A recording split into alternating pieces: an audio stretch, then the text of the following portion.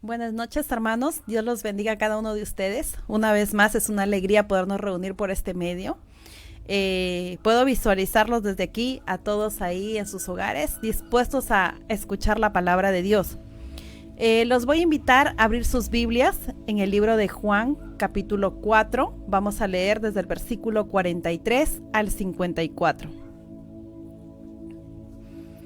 Juan, capítulo 4, del versículo 43 al 54.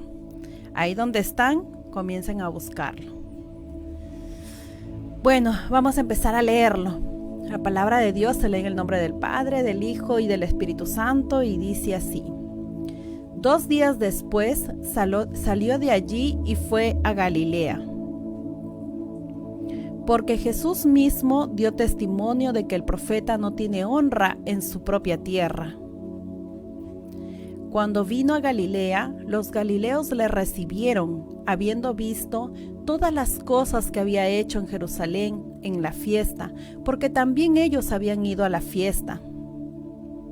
Vino pues Jesús otra vez a Caná de Galilea, donde había convertido el agua en vino, y había en Capernaum un oficial del rey cuyo hijo estaba enfermo. Cuando oyó que Jesús había llegado de Judea a Galilea, vino a él y le rogó que descendiese y sanase a su hijo que estaba a punto de morir. Entonces Jesús le dijo: si no viereis señales y prodigios, no creeréis. El oficial del rey le dijo: Señor, desciende antes que mi hijo muera. Jesús le dijo: Ve, tu hijo vive. Y el hombre creyó la palabra que Jesús le dijo y se fue. Cuando ya él descendía, sus siervos salieron a recibirle y le dieron nuevas diciendo: tu hijo vive. Entonces él les preguntó: ¿a qué hora había comenzado a estar mejor? Y le dijeron: ayer a las 7 le dejó la fiebre.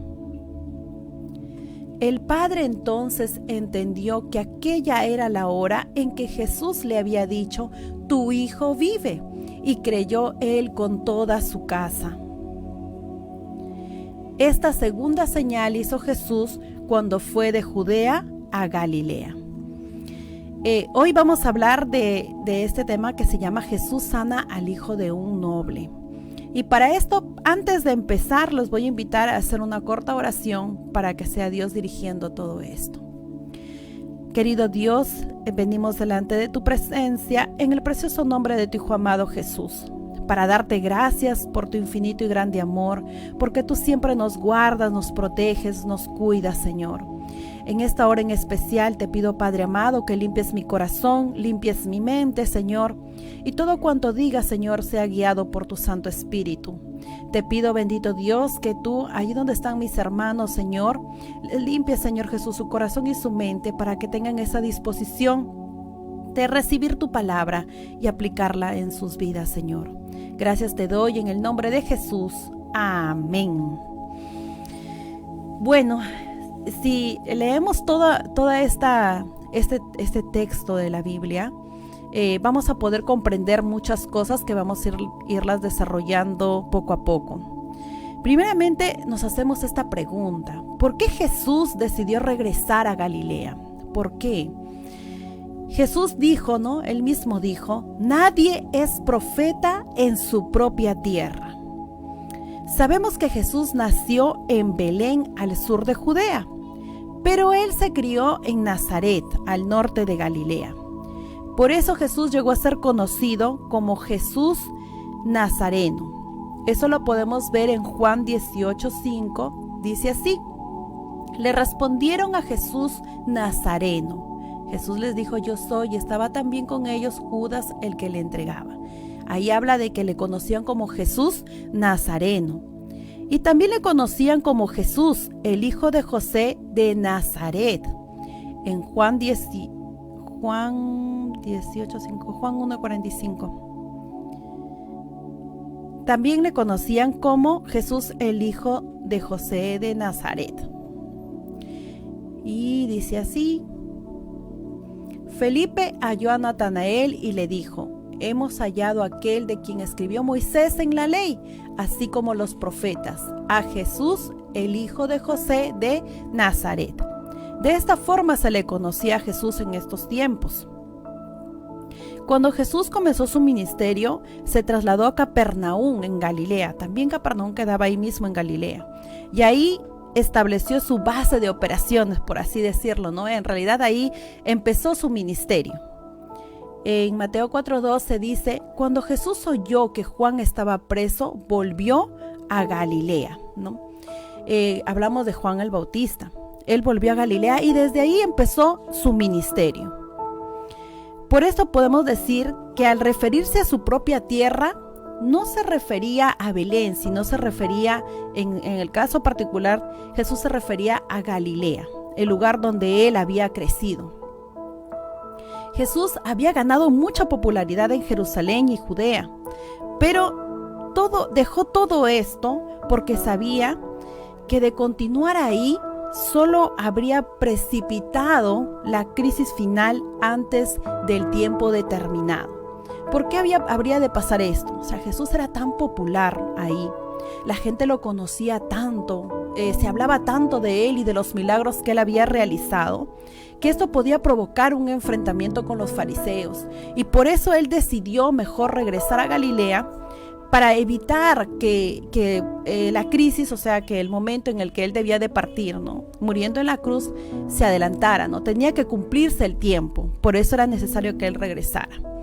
En Galilea además estaba su familia y los que lo habían visto crecer, los niños que habían crecido junto con Jesús.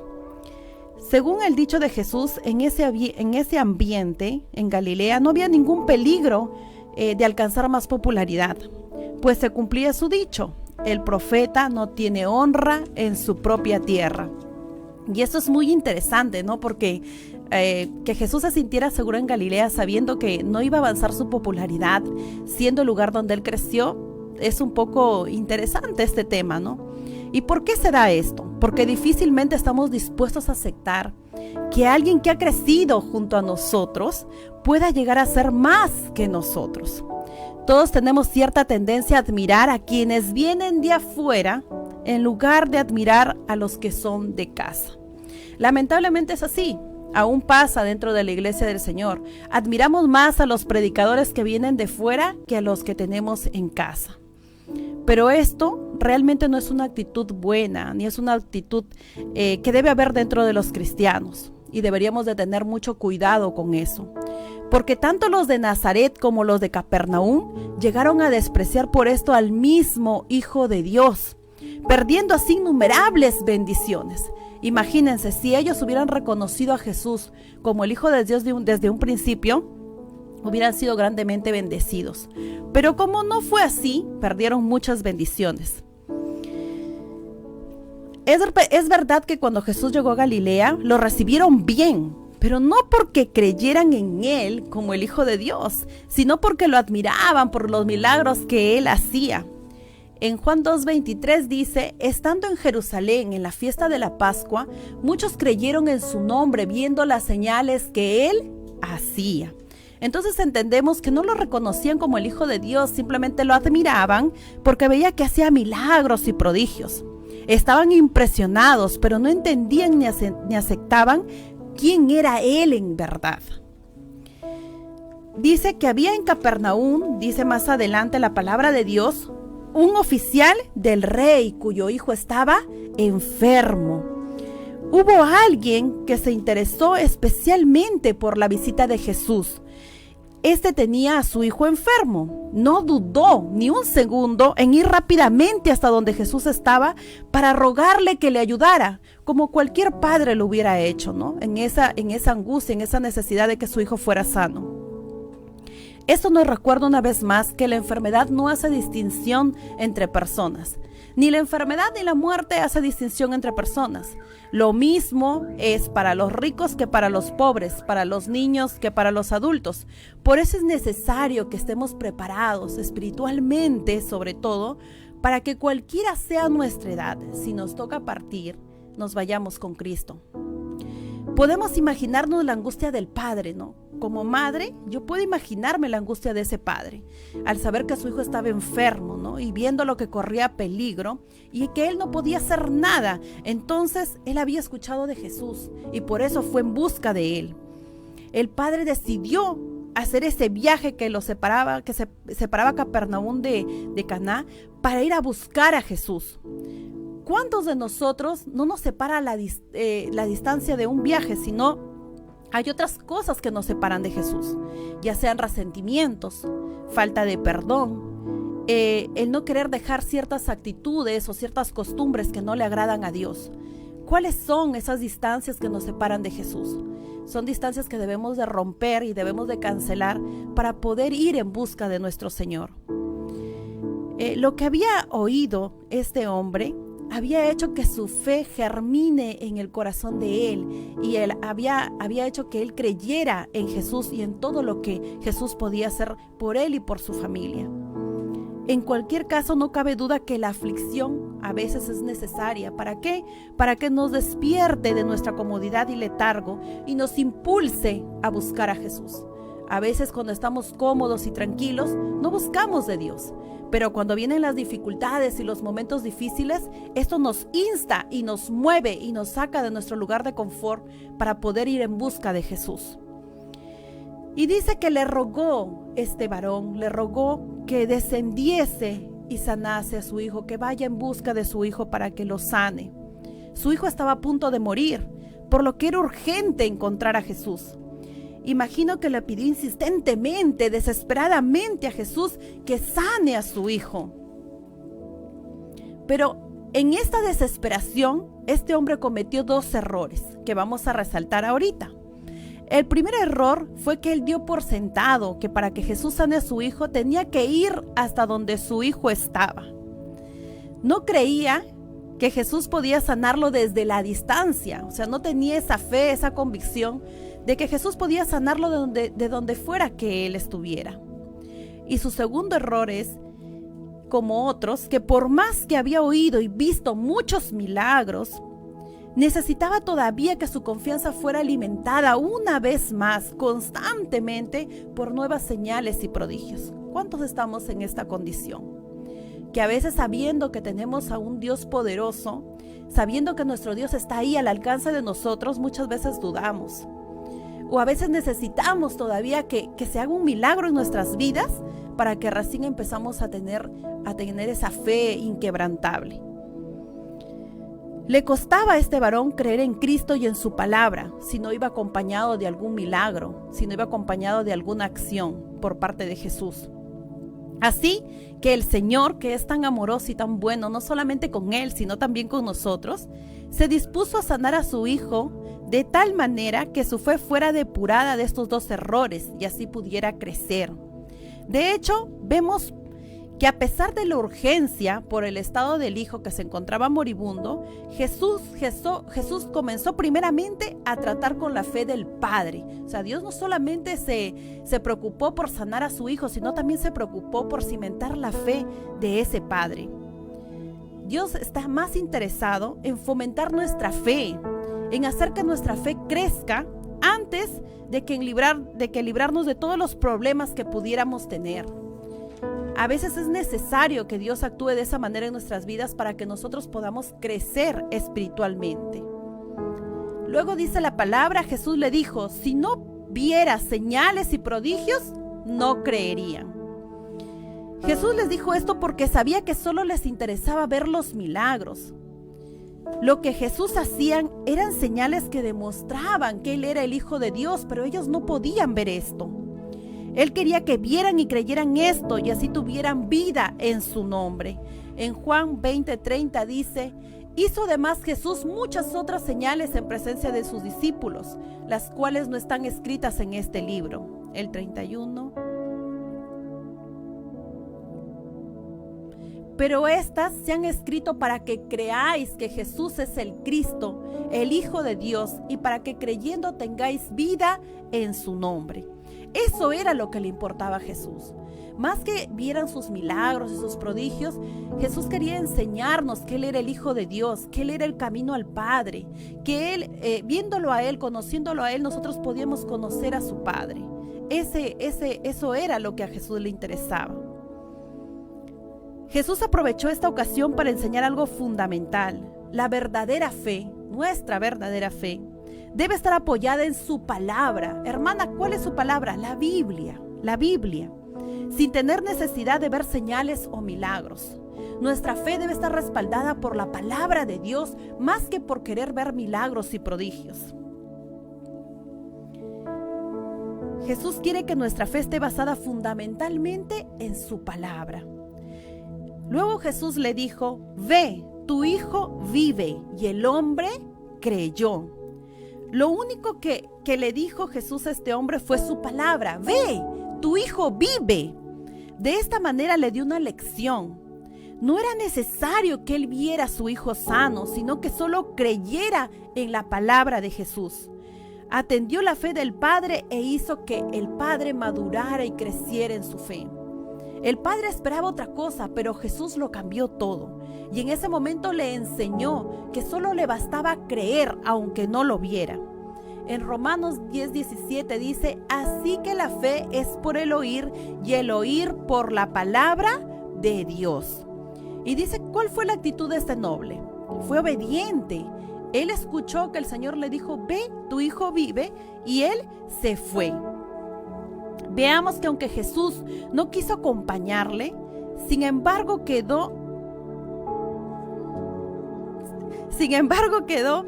satisfecho este varón con su palabra y no discutió. Así que se puso en camino demostrando por su obediencia que su fe era real. Este hombre no cuestionó, no le preguntó a Jesús, pero ¿por qué me dices eso? No quiero que me acompañes, no, en ningún momento, sino que él fue obediente. Y vamos a resaltar este principio fundamental bíblico. La fe y la obediencia deben ir siempre juntos. Demostremos nuestra fe por nuestra obediencia a su palabra. En 1 de Pedro 1:22 dice, habiendo purificado vuestras almas por la obediencia a la verdad. ¿Cuál es la verdad? La palabra de Dios. Mediante el Espíritu, para el amor fraternal no fingido. Amaos unos a otros entrañablemente de corazón puro. Entonces la fe va siempre acompañada de la obediencia. Estaba confiando en la palabra de Jesús sin haber visto algún milagro. A veces es necesario que nosotros pasamos por ese tipo de exámenes, ¿no? Por ese tipo de circunstancias. Jesús le quería enseñar algo a este hombre. Aunque no veas, cree. Y él fue obediente. Tu hijo vive, le dijo. El padre pudo aprender que lo que decidió Jesús, la forma en que Jesús decidió sobre cómo sanar a su hijo, fue mejor que lo que él le pedía. Porque si Jesús hubiera ido todavía hasta donde estaba el joven a orar por él, a sanarlo, hubiera pasado un día más. Pero esto nos enseña que Jesucristo siempre va a tomar mejores decisiones que nosotros.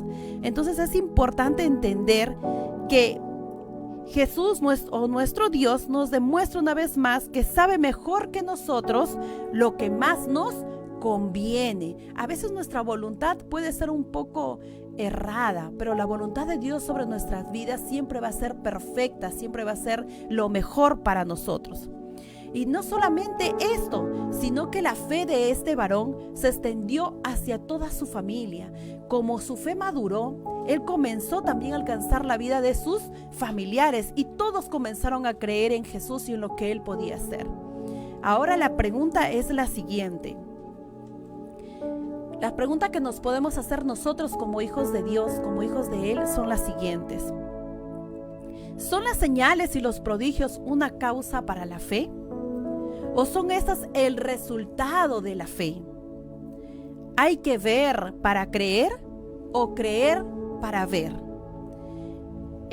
Juan 20:29. Les repito, ¿son las señales y los prodigios una causa para la fe? ¿O son estas el resultado de la fe? ¿Hay que ver para creer o creer para ver? A veces nosotros no entendemos que es necesario que creamos en nuestro Señor. En esos momentos tal vez no lo podamos ver. Allí en esos tiempos las personas podían ver a Jesucristo cercano, ¿no? Como un hombre, porque Él en ese momento estaba así en nuestra carne, como nosotros estamos. Tenían el privilegio de poder estar cerca de Jesús, de escucharlo, de verlo. Pero aún así no creían, aún así todavía esperaban prodigios y milagros. En esos tiempos tal vez no tenemos a Jesús así en cuerpo, ¿no? Pero sabemos que Dios está en todas partes, que Él siempre está pendiente de nosotros, que Él siempre nos oye. Pero es necesario que nuestra fe sea equilibrada, que nuestra fe sea grande para poder ver. Para poder ver es necesario primeramente tener fe y creer. Definitivamente las señales y prodigios van después de nuestra fe, no antes. En Juan 20:29 dice, Jesús le dijo, porque me has visto, Tomás, creíste. Bienaventurados los que no vieron y creyeron. Sabemos nosotros la historia de Tomás, que él cuando le dijeron que Jesús había resucitado, él dijo, no, yo necesito meter mis dedos en las llagas de sus manos y en el orificio de su costado para creer que realmente Jesús ha resucitado. Y el Señor se mostró a él y pudo él comprobar que era verdad lo que le decían, ¿no? Pero mira, nosotros somos bienaventurados, dice la palabra de Dios, porque aunque no lo hemos visto, nosotros creemos que Jesús vino a morir por nosotros en la cruz, que gracias a Él nosotros somos salvos. Podemos creer y tener fe que nuestro Dios poderoso siempre nos acompaña, nos abraza y está dispuesto en cada momento a suplir todas nuestras necesidades. Y esas necesidades no solamente son materiales, sino también son espirituales, son físicas. Dios está siempre pendiente de ti. Él sabe qué es lo que necesitas. Sabe si necesitas de sanidad, sabe si necesitas de alimento en casa, sabe si necesitas de un abrazo, de amor, sabe si necesitas de sus cuidados. Dios lo sabe todo. Él es un Padre perfecto. ¿Y cómo crees que Él no va a estar supliendo todo eso si su amor es perfecto y es infinito y es mucho mejor que el nuestro? Entonces arrebatemos las promesas de Dios a través de la fe y la obediencia en su palabra. Es muy importante y les insto a cada uno de ustedes a escudriñar la palabra de Dios. La palabra de Dios es la palabra profética más segura para que nosotros no seamos engañados y para que estemos siempre entendiendo cómo Dios quiere que nos dirijamos, cómo Dios quiere que nosotros hablemos, andemos y nos comportemos, cómo es que Dios nos ama. Es necesario leer su palabra. Ahí le vamos a conocer un poco más y Él siempre va a estar pendiente de ti. No dudes, cree, ten fe y recibirás. Que Dios los bendiga a cada uno de ustedes, mis hermanos. Y ahora sí, puesto. Vamos a orar para dar gracias a Dios por su palabra y luego vamos a pasar a los saludos. Señor, mi Dios, te doy gracias en el nombre de Jesús por tu palabra, Padre. Te doy gracias, Señor, por tu amor y tu misericordia. Te doy gracias, Señor, porque tú nos bendices y nos enseñas a que debemos de tener fe, a que debemos de creer, Señor, en tus promesas y en todo lo que tú siempre harás por nosotros, Señor, en todo lo que has hecho, haces y seguirás haciendo en nuestras vidas, Señor. Ayúdanos, Padre, a siempre esperar en ti, Señor, a esperar siempre tu voluntad, que siempre es mejor que la nuestra, Padre Santo. Ayúdanos a ser pacientes, Señor Jesús, y a ser valientes en ti, Padre amado, y esforzados sobre todo. Gracias, Señor, por tu palabra, Padre, y ayúdanos a aplicarla en nuestras vidas. Gracias, Padre, Hijo y Espíritu Santo. Amén, amén, amén. Ahora sí, vamos a saludar a nuestros hermanos, empezando primeramente por la familia pastoral. Que Dios los bendiga grandemente y que podamos seguir adelante. A nuestro hermano Benji Vargas, a Lía Tamara, mis hijos, a Percy Vargas, que son los primeros que me ven. Que Dios los bendiga a ustedes. A la familia Barrientos Vega, bendiciones, hermanos. A Jennifer Ariza, a Ámbar Ariza, a Israel Ariza, síganse esforzando porque Dios constantemente ve su esfuerzo y Él los bendice diariamente. A la familia Correa Zapata, a Cliff, a Christopher, que Dios te bendiga, siervo de Dios. A Marcito, a Cliff, bendiciones. A Leila, que Dios los bendiga. A Daniel Limante, esforzado y valiente siervo. A la familia Limante Sarabia, hermanita Carmen, bendiciones. A Miriam Velázquez, a Liz Santos y familia, que Dios te bendiga. Síganse esforzando, que Dios ve todo lo que ustedes hacen y está dispuesto a escuchar sus oraciones y les va a responder. A Yera Larisa, bendiciones, siervita. A la familia Correa Gamboa, papitos, muchas bendiciones. Sigan adelante. A Lucero Matos, buscando siempre de Dios, Lucerito. A Joel Imante y familia, bendiciones desde aquí hasta allá. A Leila Rojas, a Yari, bendiciones, siervos esforzados. Al pastor Rolando Zuleta y familia, muchas bendiciones para ustedes, pastor. Saludos a todos los que se hayan conectado y a los que no, que Dios los bendiga y sigámonos esforzando porque Dios nos ve. Bendiciones a cada uno de ustedes y buenas noches.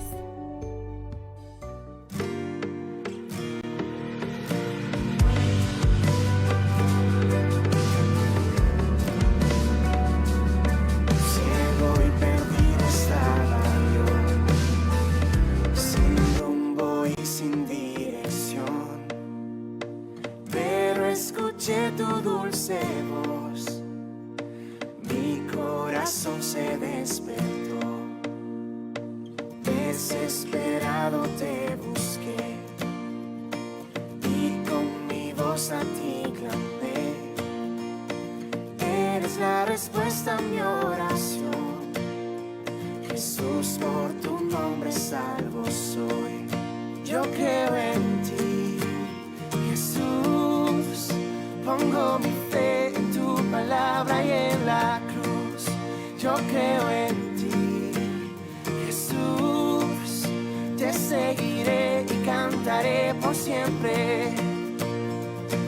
Ya no vivo en temor, tu luz me alcanzó. Soy salvo por tu amor. En ti tengo libertad, me diste identidad. Tu hijo ahora soy.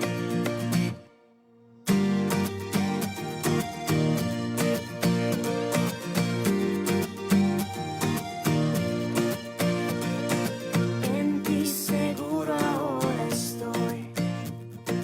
Pongo mi vista en ti, Señor, y de tu amor proclamaré. Tus maravillas contaré. Yo creo en ti, Jesús. Pongo mi fe en tu palabra y en la cruz. Yo creo en ti, Jesús. Te seguiré y cantaré por siempre. Ya no vivo en temor, tu luz me alcanzó. Soy salvo por tu amor. En ti tengo libertad, me diste identidad, tu hijo ahora soy.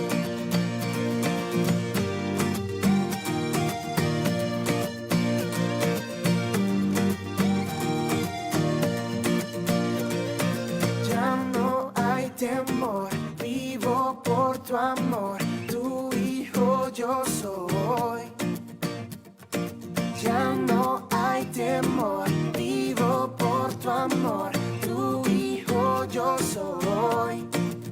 Yo creo en ti, Jesús, pongo mi fe en tu palabra y en la cruz. Yo creo en ti, Jesús, te seguiré y cantaré por siempre. Ya no vivo en temor, tu luz me alcanzó, soy salvo por tu amor. En ti tengo libertad.